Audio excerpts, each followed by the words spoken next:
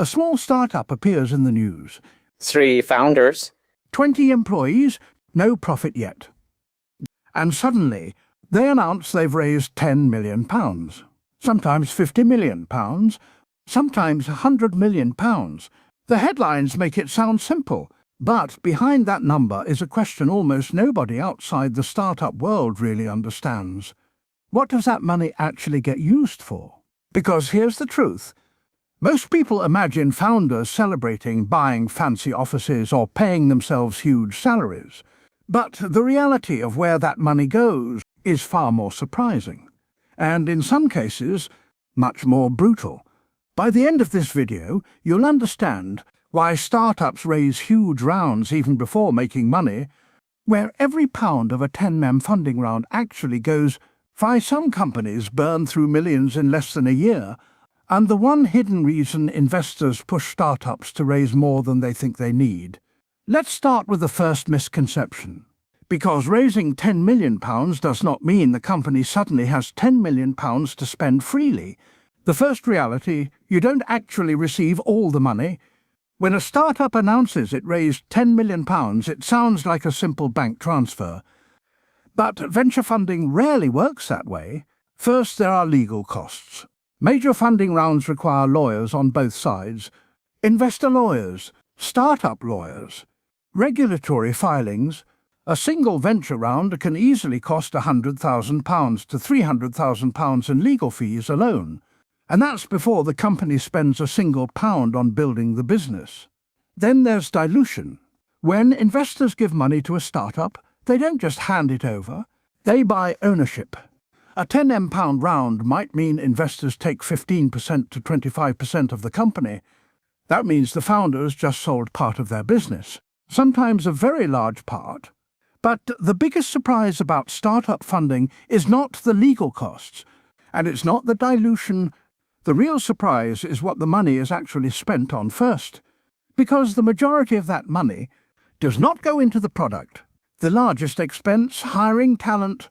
The biggest cost for almost every technology startup is the same. People hiring engineers, hiring product designers, hiring infrastructure specialists, hiring security engineers. And in the UK tech industry, talent is expensive. A strong senior software engineer in London might cost £90,000 to £140,000 salary, but salary is only the beginning.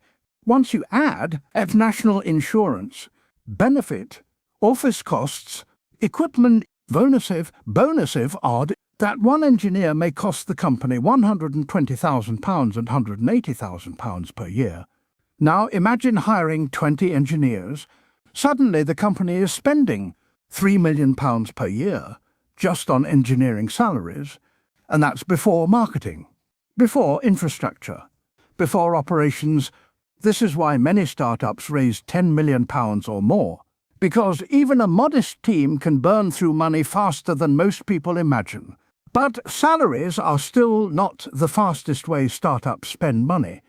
The real burn often comes from something else, something most users never see: the hidden cost infrastructure. Behind every modern technology company is an invisible engine: cloud infrastructure, servers, databases, networking, storage, data processing.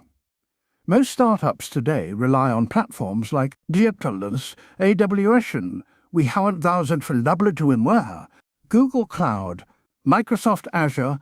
At the beginning, infrastructure costs are small, maybe £5,000 per month. But as a product grows, those costs can explode. Imagine a startup building an AI product.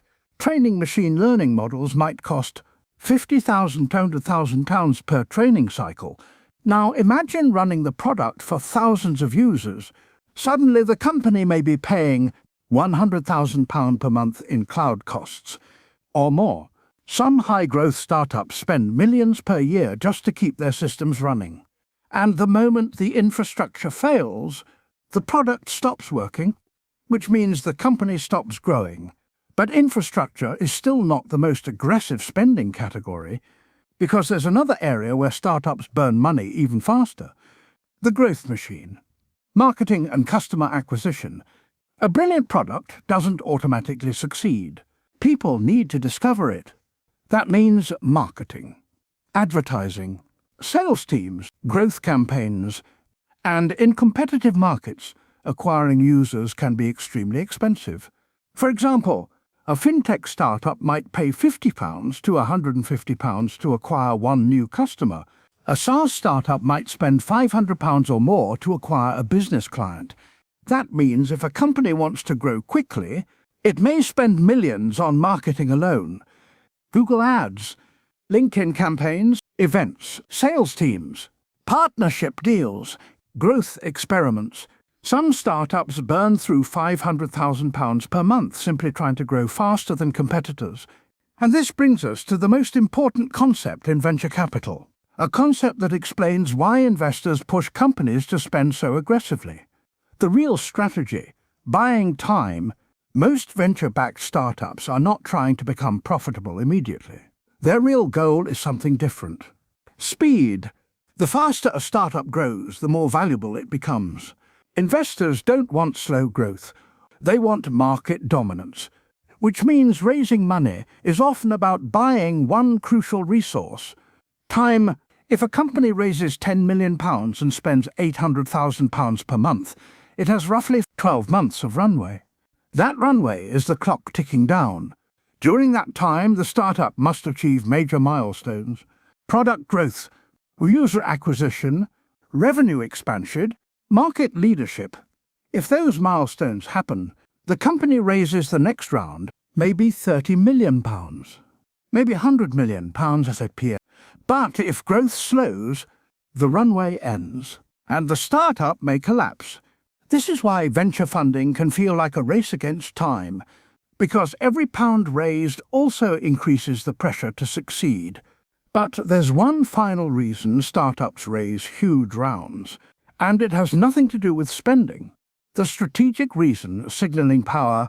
In venture capital, money is also a signal. When a startup announces a major funding round, it sends a message to the market.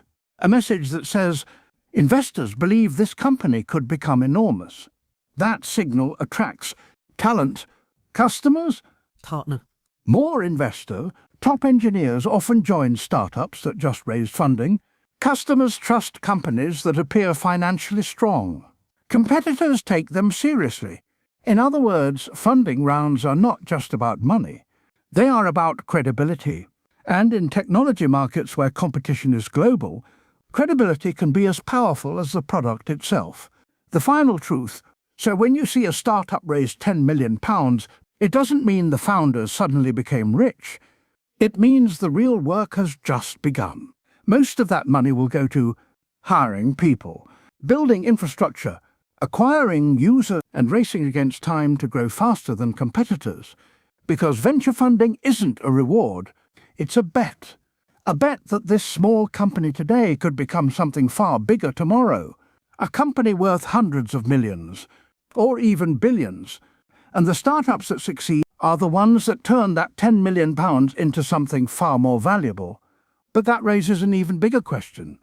Because not every startup raises money. In fact, some of the most profitable tech companies in the world never took venture capital at all. So in the next video, we're going to explore something fascinating. Why some startups refuse venture capital and still become huge. Because the truth about startup funding is much more complicated than most people think.